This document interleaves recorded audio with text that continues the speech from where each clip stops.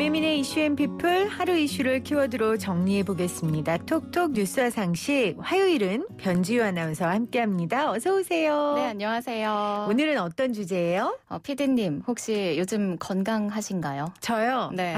또 건강하면 또 네. 자죠. 네. 보기에도 아주 건강해 보이셔서 좋아요. 네. 감사합니다. 네. 우리 지유 씨는 어때요? 저는 건강한 편인데 계절 요인 때문에 요즘 좀 몸이 안 좋아요. 그래요? 아무래도 여름 공기가 좀 답답하기도 맞아요. 하고 또 실내에서는 냉방기를 이용하잖아요. 실내의 온도차가 너무 크니까 체온 조절이 쉽지 않더라고요. 네, 그래서 조금만 방심해도 몸이 좀 으슬으슬하고 맞아요. 안 좋은 것 같고 그렇습니다. 그리고 사실 이 주주정실 안에 스튜디오 안이 우리 기계들 때문에 네. 늘 그 적정 온도를 유지해야 돼서 비싼 기계들 때문에 네. 어느 때는 기계가 사람보다 더 대접받는 것 같다라는 생각을 할 때도 있어요. 그래서 추워요. 네. 목소리 관리하기 우리 지유 아나운서나 저나 쉽지 않은데 네. 오늘 주제가 이 건강과 관련된 주제인가 봐요. 네, 관련 있습니다. 요즘처럼 날이 더워지고 냉방기를 이용하다 보면 마른 기침이나 몸살 증상을 겪는 분이 있습니다. 흔히 냉방병이라고 생각하기 쉬운데 레지오넬라증일 수 있습니다. 관련 내용 알아보죠. 레지오넬라증이요? 네. 용어가 굉장히 생소한데 이게 냉방병하고 다른 거예요? 네, 우선 냉방병은 특정 질병이라기보다는 증후군에 가까운데요. 아하, 네. 환기가 잘 안 되는 밀폐된 공간에서 냉방 환경에 장시간 노출될 때 감기나 몸살, 권태감 등의 증상이 나타나는 것을 냉방병이라고 하죠. 그러면 레지오넬라증은 질병, 그러니까 질환인 거예요? 네, 맞습니다. 이 레지오넬라증은 레지오넬라균이라는 세균에 의해서 발생하는 호흡기 감염 질환입니다. 네. 레지오넬라균은 온도가 높고 습한 환경에서 잘 번식하는데요. 주로 건물의 냉각수 탑이나 에어컨, 샤워기, 가습기, 분수대, 온천, 목욕탕, 수영장 등에 서식합니다. 제가 방금 나열한 것들의 공통점이 있죠. 물이네요, 물. 예, 바로 물이 있는 곳이라면 어디서든 서식할 수 있는데요. 특히 레지오넬라균은 25도에서 45도 사이 환경에서 잘 번식하고요. 그래서 6월에서 8월 사이에 이 레지오넬라증 환자가 발생하게 됩니다. 딱 지금 이맘때 레지오넬라증 환자가 발생하는 건데 그러면 어떻게 감염되는 겁니까? 이 레지오넬라균은 오염된 물이나 토양에 머물러 있다가 작은 물방울 형태로 호흡기를 통해 인체에 흡입되고요. 사람 간에는 전파되지 않는다는 특징이 있습니다. 증상은요?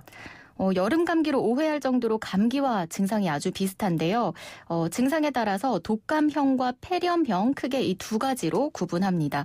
우선 독감형은 평소 기저질환이 없는 사람에게 나타나는데요. 발열, 오한, 마른 기침, 콧물, 어지럼증 등 경미한 독감 증상이 이틀에서 5일 정도 지속되고요. 네. 특별히 치료를 받지 않더라도 일주일 이내에 호전되는 경우가 많습니다.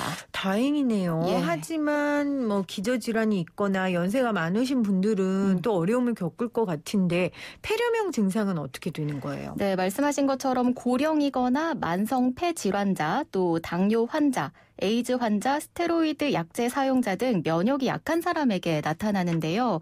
폐염증이 생기면서 기침, 호흡곤란 등 증상이 동반됩니다.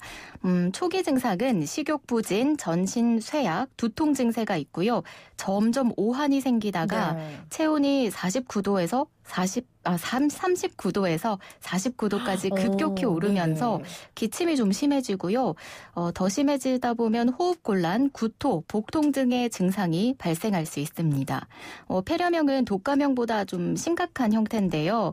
항생제로 치료를 받지 못하면 40에서 80%가 목숨을 잃을 정도로 아주 치명적입니다.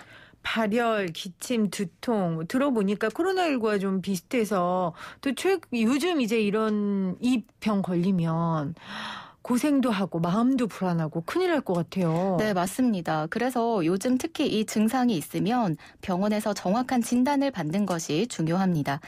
우선 병원에 방문하면 가래나 폐조직 등 환자의 검체를 채취하는 방식으로 검사가 진행되고요.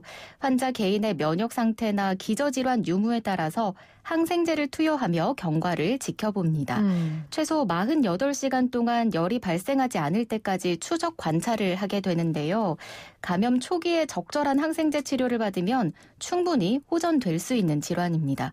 하지만 환자 개인의 상태에 따라서 호흡 부전, 저혈압, 신부전 등 합병증이 생길 수 있다는 점은 주의하셔야 합니다. 네, 어떤 질병이든 초기에 발견하는 게 굉장히 중요합니다. 물론 걸리기 전에 예방하는 게 제일 중요하고요. 네. 예방할 수 있는 방법 어떤 거 있을까요? 네, 가장 근본적인 예방법은 레지오넬라균 증식을 막는 것입니다.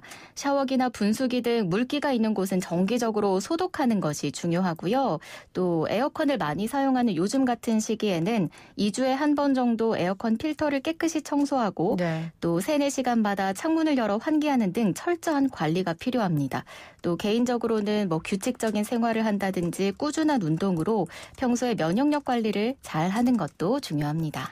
정말 어려울 때 기본을 지키는 것처럼 비용 대비 괜찮은 방법이 없어요. 네, 맞습니다. 코로나19로 지금 다들 어려울 때 여러분 입원까지 걸리시면 너무 힘드시니까 우리 지우 씨가 알려준 대로 환기하는 거.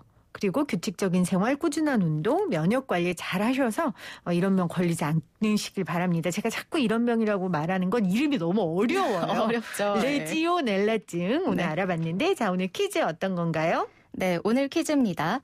여름 감기 증상과 비슷한 이 질환은 온도가 높고 습한 환경에서 잘 번식하는 레지오넬라균에 의해 발생합니다. 이 질환은 무엇일까요? 1번 냉방병, 2번 레지오넬라증. 자, 1번 냉방병, 2번 레지오넬라증.